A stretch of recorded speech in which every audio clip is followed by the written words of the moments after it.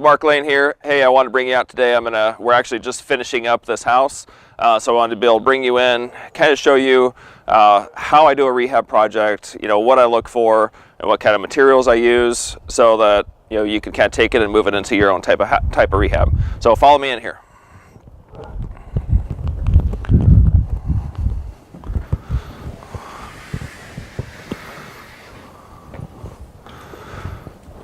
Okay, so front entryway. All right, so what we do, usually is we end up putting in, I love to put in new windows. I think that new windows, new trim makes the house feel so much more like new, rather than somebody, these buyers are checking everything out when they're doing the walkthrough, right? So if they're going to the window and they're trying to open it and it's got this old window that they can't hardly open, that's bad perception, in the buyer's mind. So having new windows gives a great curb appeal, and it just brightens it up. So let's walk in the next room.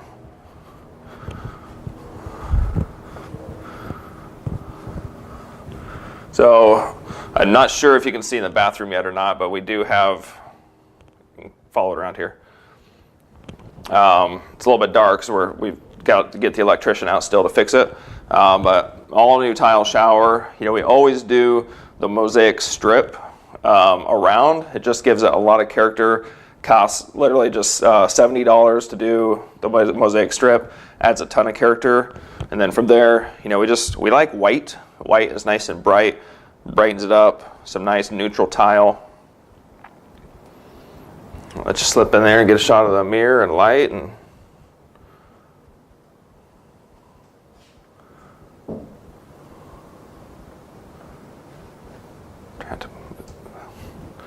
All right, so then let's go into one of the bedrooms.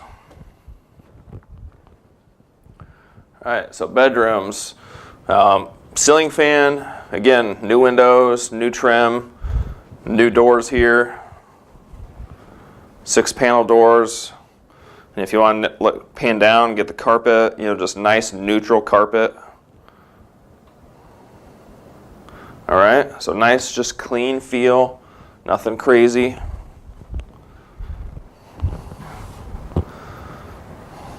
I'm going to take you upstairs here because I'm going to show you what we did up here.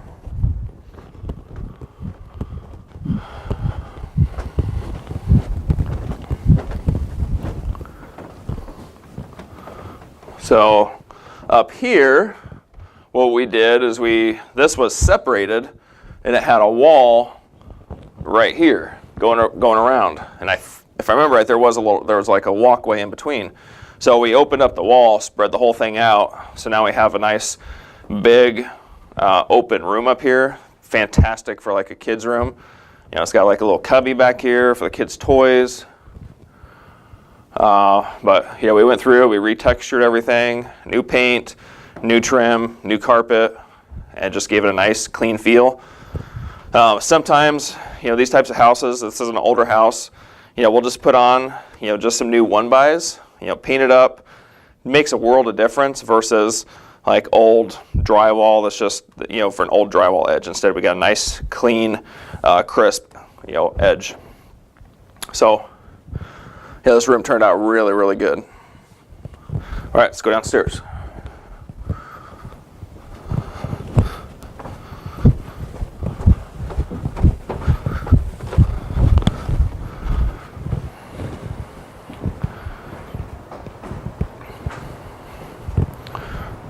Okay, so kitchen.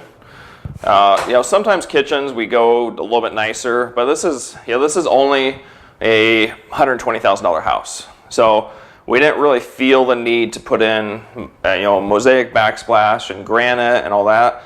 Instead, we do new appliances, new sink, faucet. This is just a nice stock countertop from Home Depot, costs $60. Nice stock cabinets, white. But it still gives just a nice clean feel, nice and gives a spacious feel. Did a nice neutral tile. So it just feels good in here. And then this transfers into a dining room.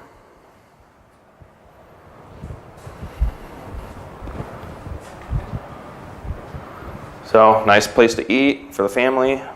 Again, all new windows, new trim, paint, drywall texture. We really try to do that on as many houses as we can, just because that's really what makes the house feel new, is the new texture and new paint, the new finishes. Then from here, in this room, kind of same thing. This room was kind of a mess when we got it, but we ended up leveling out the floors really nice, retextured, new trim, new carpet. And then this guy, this did have old, like an old wood paneling. I mean, it was just like boards, but it was ugly as could be. So we took that off, framed around it, put up cement board, and then tiled the whole thing, which costs a little bit of money. It costs about $1,500 in materials and another $700 in labor to do that.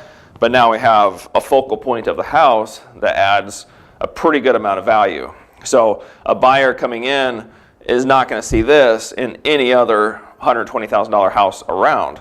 So sometimes we try to find that one area or that one thing where we can beat everybody else on, to where a buyer's just like, oh man, that's just, I love this thing. I want the house because of this. On top of that, just this room here alone is just a really nice room to kind of lounge, throw a couch in, chair in. You're right next to the kitchen. You can access everything easy. And it's just a really nice room just to relax with the family. Let's go out here.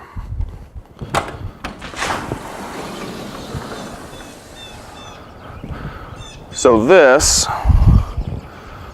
this deck was kind of a mess.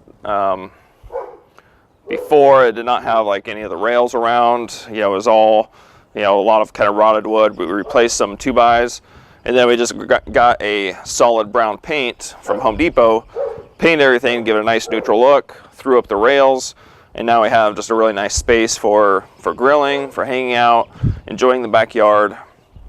And as you can see, there's nothing to the back of it. So whoever decides to buy this house is just going to have a nice, aside from the dog, they're going to have a nice area just to hang out with the family and enjoy life. So pretty nice little back area.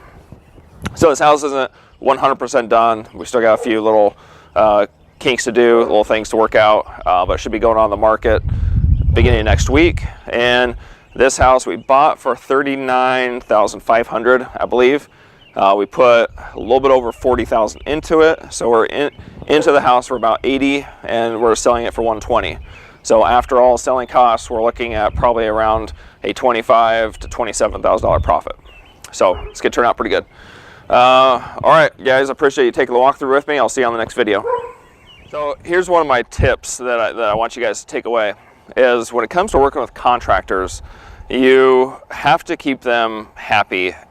If they're good, excuse me, if they're a good contractor. If they're not worth it, then get rid of them and hire a new one.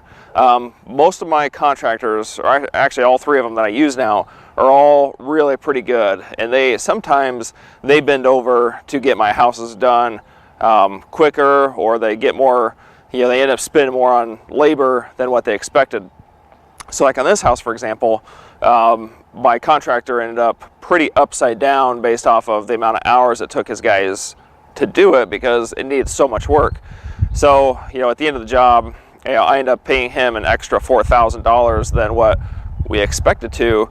But I look at it like, it's kind of like giving your wife flowers or something, or change the oil in your car. Like, you got to keep that maintenance going, even though it's money out of my pocket and it's less profit in the deal. I don't want to lose that contractor to where I have to go find another one, train them on how I do things, train them on the colors I use, all that, when I have a contractor that already knows. So I don't want to burn him out based by making him feel like he's not making anything off my jobs. I want my guys to be happy and to go home and be able to put food on the table. So keep that in mind once you're working with contractors, that you want to keep them happy. All right, don't try to get so greedy and try to make so much profit to where you kill them on the deal. All right, so that's a really good one to kind of soak up and make sure you implement in your business.